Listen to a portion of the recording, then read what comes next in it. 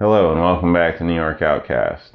I'm here today to do a review of the Universal Handgun Sight Pusher Gen 5. I picked this up from eBay and it was $34.99 with shipping.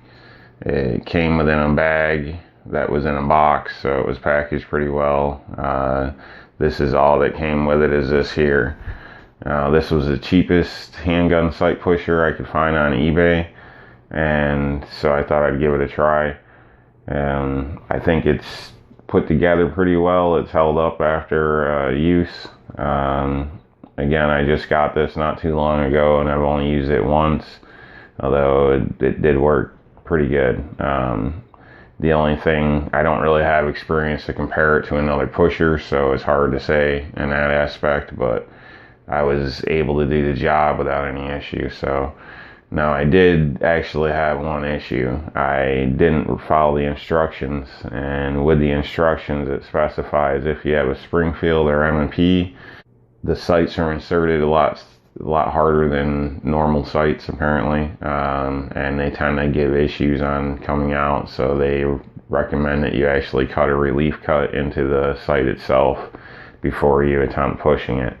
I didn't follow that step, and therefore this pusher that's made out of 4340 steel ended up starting to shatter the slightest on the bottom. So I stopped, took this apart, ended up filing it down, didn't bother it at all, put it back together, and after I made my relief cut, I was able to successfully remove the rear sight without any issue.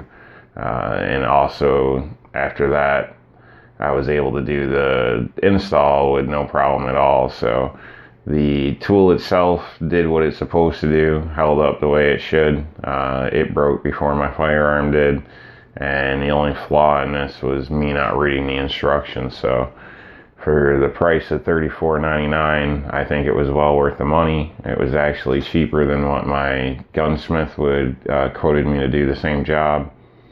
And there's a wait list for him for quite a while, so me being me, I figured I'd give it a shot. Purchase this, it was cheaper, and now at least I have the tool to do it myself next time, so I'm happy I did. So all that's required for operation of this is a 14mm wrench, which you would turn on the nut side, or bolt side, not the nut, and this plate can remove here. It's just sitting here because this is how I got it, so I put it back there. I didn't lose it. I didn't use that plate when using it for my M&P, but I assume with smaller firearms, the height of the slide or whatever, you might be able to set that in there. And this is adjustable, so I could have loosened it up and probably used this piece, but I didn't, and it worked fine. Obviously, you want to protect the size of your slide.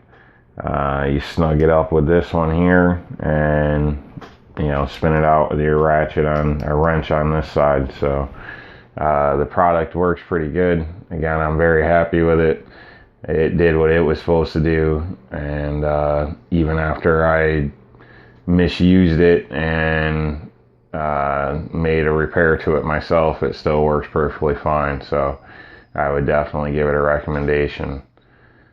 If you wouldn't mind, please leave in the comments your thoughts on the audio of this video. I'm attempting to use a different mic and curious to see what your thoughts are. So thank you very much. I appreciate you joining me. You have a good day.